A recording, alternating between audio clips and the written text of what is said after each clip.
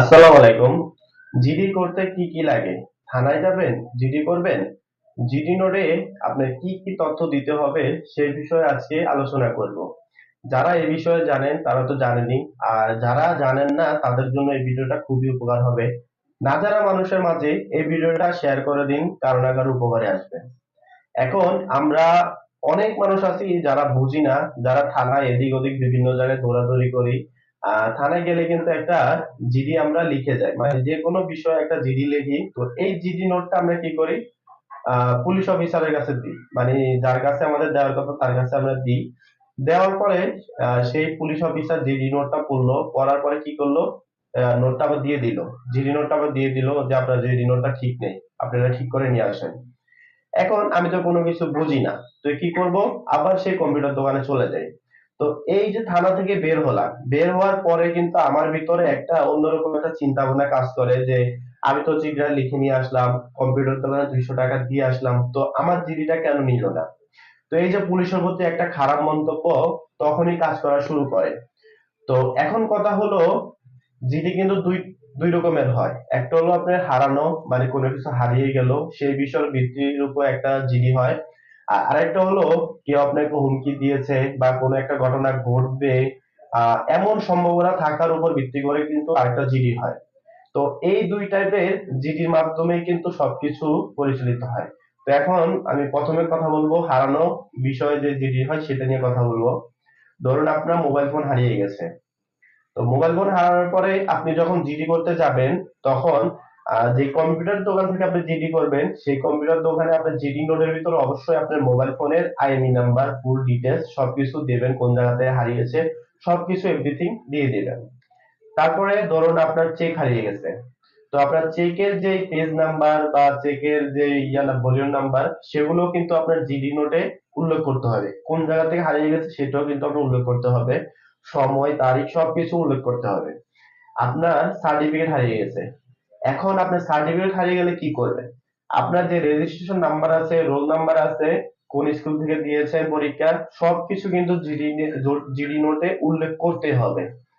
তো আপনার এখন এইসব বিষয়ে আপনি উল্লেখ করার পরেই কিন্তু আপনার জিডি নোটটা কিন্তু সম্পূর্ণ হবে। ঠিক আছে? আর আরেকটা ক্ষেত্র হলো আপনার, আপনাকে কেউ হুমকি দিল, আপনাকে কেউ মারবে, বা এমন কোনো ঘটনা ঘটেছে, বা 2-4 জন মিলে আপনার হাত পা ভেঙে দিয়েছে। তো এইসব ক্ষেত্রে কিন্তু জিডি, মানে এই জিডিটা আপনি কিভাবে সম্পূর্ণ করবেন?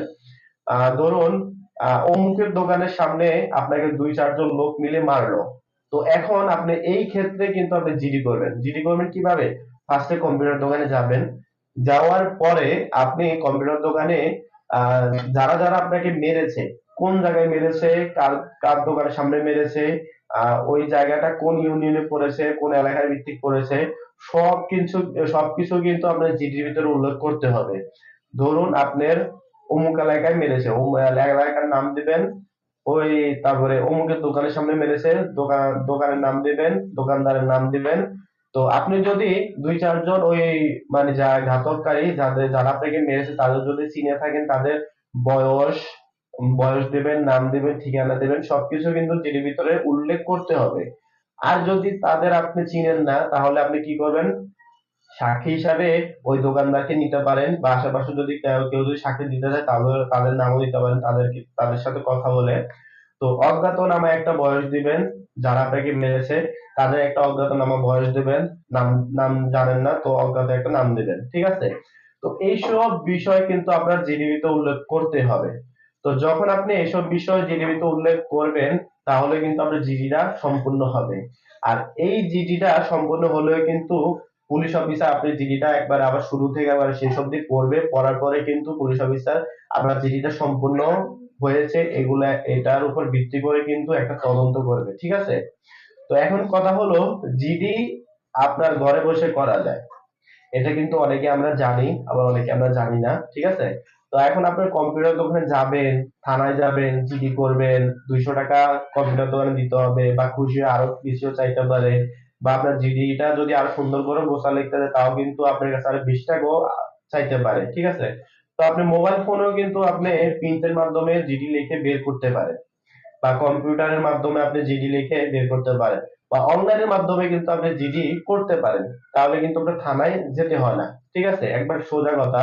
তো যারা কিন্তু জানে না তাদের জন্য কিন্তু এই অনলাইনের মাধ্যমে কিভাবে আপনারা জিডি করবেন সেই ভিডিও কিন্তু আমার ইউটিউব চ্যানেলে আপলোড করা আছে। অবশ্যই কিন্তু দেখে নিবেন। ঠিক আছে? তো এই বিষয়ের উপর ভিত্তি করে কিভাবে আপনি জিডি করবেন, জিডির ভিতরে কি কি তথ্য দিতে হয় সবকিছু কিন্তু ভালোভাবে আপনি আগে বুঝে শুনে তারপর দিবেন। সবকিছু নিয়ে যাবেন। ঠিক আছে? তাহলে কিন্তু আপনার জিডিটা আপনার পুলিশ অফিসার নিতে বাধ্য।